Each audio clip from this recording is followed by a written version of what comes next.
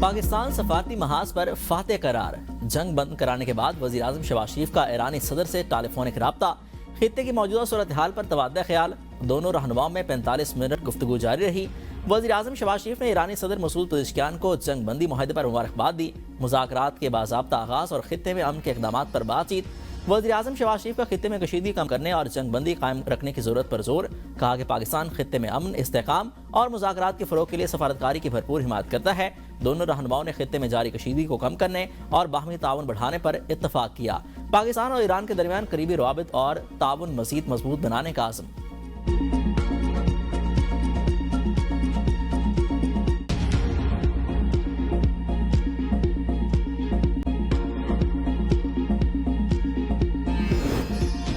وزیر اعظم کی زیر صدارت کابینہ کا اجلاس، جمعہ کے دن یوم تشکر منانے کا فیصلہ، قوم سے مذاکرات کی کامیابی کی دعاؤں کی اپیل۔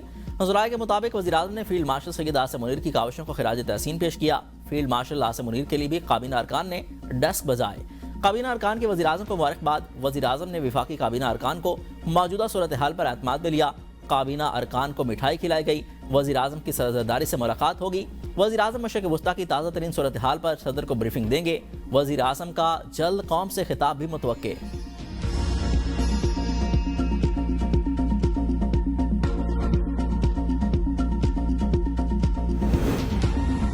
وزیر اعظم شہباز شریف نے امریکہ اور ایران کے وفود کو مذاکرات کے لیے 10 اپریل کو اسلام آباد میں مدعو کر لیا۔ کہا کہ امریکہ اور ایران کے درمیان تنازعات کے حل کے لیے بامعنی مذاکرات کی ضرورت ہے۔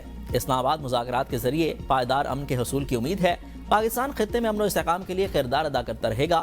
اسلام آباد مذاکرات سے مثبت پیش رفت اور اچھی خبریں سامنے آ رہی ہیں۔ پاکستان کی میزبانی میں ممکنہ مذاکرات کو خطے میں امن کے لیے اہم پیش رفت قرار دیا جا رہا ہے۔ ایرانی میڈیا کے مطابق ایرانی اسپیکر محمد باقر کالیباف اور وزیر خارجہ عباس عراقچی مذاکرات میں شرکت کریں گے۔ دوسری طرف امریکی نائب صدر جے ڈی وینس کے پاکستان آنے کا امکان۔ سفارتی ذرائع کے مطابق جیرڈ کشنر اور سٹیو وٹکوف بھی ان کے ہمراہ ہوں گے۔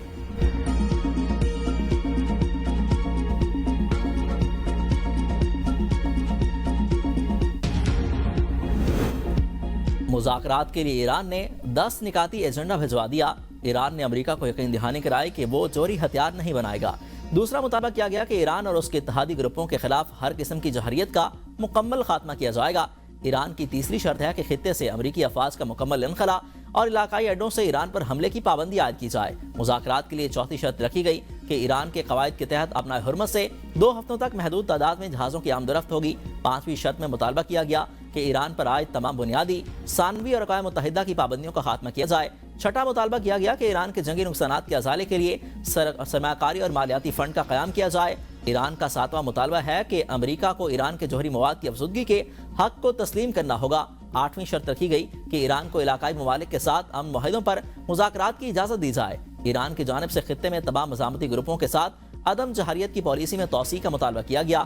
ایران نے آخری مطالبہ کیا کہ تمام معاہدوں کی اقوام متحدہ کی قرارداد کے ذریعے باضابطہ توثیق کی جائے۔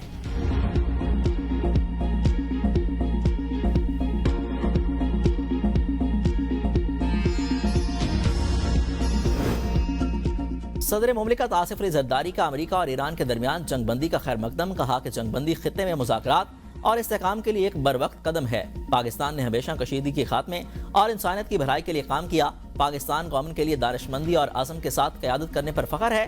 امریکہ اور ایران کی قیادت تباہی کے بجائے مذاکرات کا راستہ چننے پر مبارکباد کے مستحق ہے۔ صدر نے سعودی عرب، چین، ترکیہ، مصر اور روس کے تعمیری کردار کی تعریف کی۔ پاکستان امن، استحکام اور باہمی احترام کے لیے ہر ممکن تعاون جاری رکھے گا۔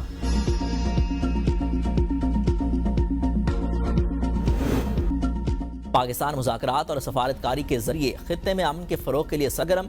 خطے میں کشیدگی کم کرنے کے لیے رابطے تیز۔ نائب وزیر اعظم وزیر خارجہ اسحاق ڈار کا یورپی یونین کی اعلیٰ نمائندہ کایا کال سے ٹیلی فونک رابطہ۔ خطے کی تازہ ترین صورتحال اور علاقائی پیش رفت پر تبادلہ خیال۔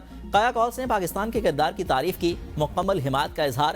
ڈپٹی وزیر اعظم اسحاق ڈار کا قطر کے وزیر مملکت ڈاکٹر محمد بن عبدالعزیز الخلیفی سے بھی ٹیلی فونک رابطہ۔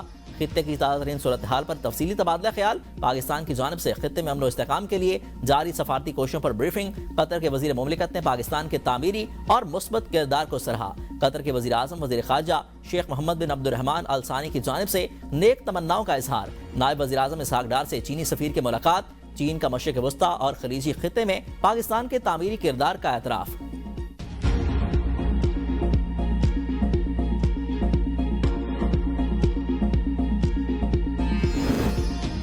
سینٹ اجلاس میں امریکہ ایران جنگ بندی معاہدے کا خیر مقدم، پاکستان کی کامیاب سفارتکاری کو خراج تحسین پیش کیا گیا۔